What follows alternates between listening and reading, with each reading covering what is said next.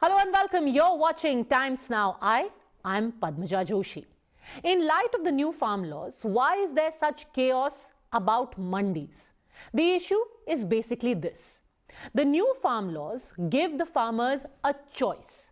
Continue to sell in the APMC mandis, where they can get the government-determined MSP, or try and get a better price for their produce in the open market. Now, let's look at the facts. Data available with us shows that after the new laws came in, remember, the ordinance for this was brought in June. Once the ordinance were in effect, farmers chose to sell their produce in the open market as opposed to the mandis. That's right. This is data from the AgroMarkNet portal. And it shows that in the period immediately after the farm ordinance was brought in, that is between June 6 to August 31. In that quarter, mandi arrivals, that is arrivals of crops in the APMC mandis, went down dramatically. This fall was as much as 49% for fruits, 57% for vegetables, and 45% for grains. I want you to take a close look at this table. In those 3 months, under the new laws, arrival of paddy, which is right at the center of this farmers' agitation that we are seeing, the arrival of paddy in APMC mandis went down by 19.5%. That of wheat went down by 22.3%. And that of vegetables like onion went down by as much as 56.9%. What does this mean? Where are these farmers going with their onion, with their paddy, with their wheat? The thing is that when given a choice, these farmers decided to explore the open market. Instead of going to the familiar APMC mandis, they said, okay, let's see what prices the market give us. And it's but natural they got a better price in the open market, which is why they eventually went and sold there. Now the protesting farmers are being told what? That APMC mandis is the only safe place for you. And if you go in the open market, you will be looted. Tell me a commonsensical question. If a farmer is being looted, if he is getting a bad price in the open market, then why did 40.8% of urad dal farmers suddenly say after the new laws came in that I am going to sell outside, not in the APMC mandi? This is in comparison to the same period last year. Why did 19.5% of paddy farmers in this quarter say, let's see what price the trader will give me outside? It is because the farmer had a choice. And these farmers chose to sell in the open market. This is not hypothetical about what could happen. This is data for what farmers have done, what they have decided. Why? Because it's more beneficial for them. Think about that. Now comes to the question, why are these farmers choosing the open markets? Because you've heard many people argue, farmers always sold in the open market. There's nothing new in these laws. I'll tell you what the difference is. Earlier, traders needed a mandi license to purchase from farmers in APMCs, and for this the traders had to pay a market fee. This market fee that the trader pays, you think it's going to come from his pocket? Of course not. If I am buying something for 2 rupees from the farmer and I am giving 50 paise as market fee, I will deduct that 50 paise from what I give the farmer and he will only get 1.5 rupees. That amount will get deducted from the farmer's profit. That's one component that he will immediately lose out on. Under the new system, and it is written in the law. In this new law, the Farmers Produce Trade and Commerce Promotion and Facilitation Act, the buyers are enabled. Now, who are these buyers? They could be farmer, producer companies, or big retailers. They can directly go and purchase from the farmers outside the regulated mandi without any license. I don't have to buy a license. I don't have to pay a market fee. All I need is a permanent account number. This is actually very similar to how trade happens for most goods in the economy. If it is a pen, it's a jacket, or it's even an aeroplane.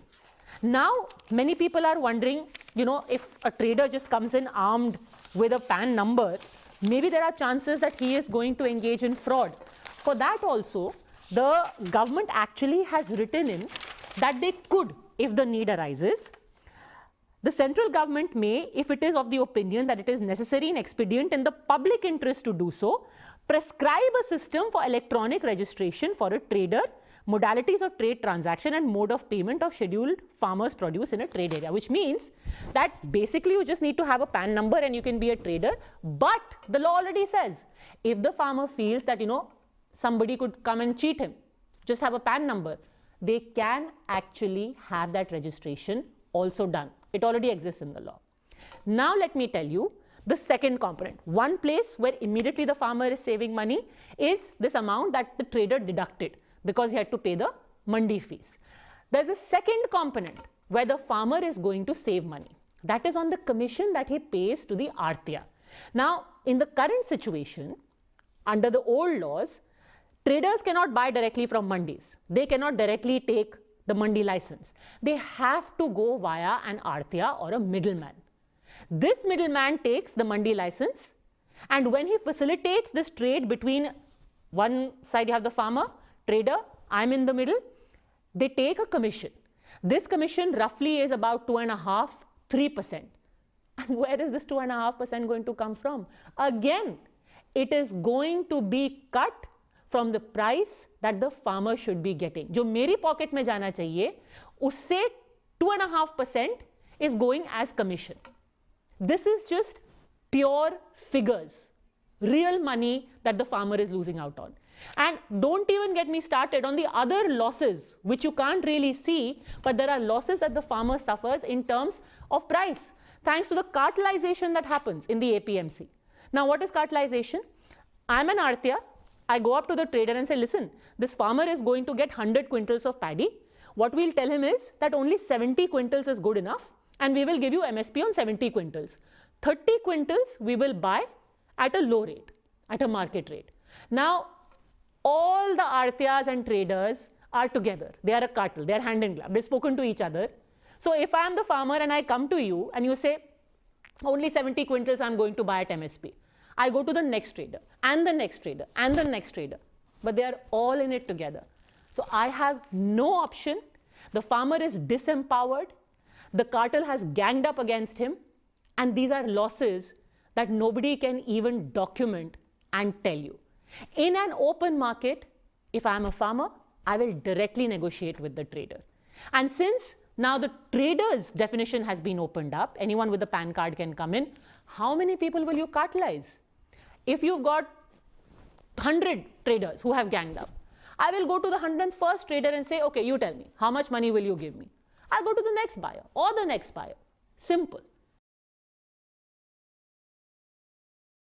The chances of me getting a fair price are much higher. This is money in the farmer's pocket. And finally, this may sound repetitive, but let's keep reminding ourselves that these farm bills only give farmers an option.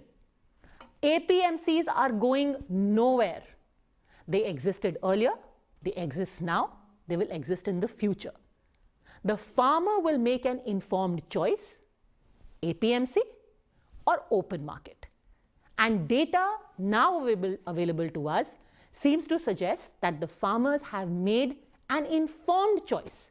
It will be a process, but let's not undermine the negotiating power and the intelligence of the farmer. At the end of the day, he has worked in his fields.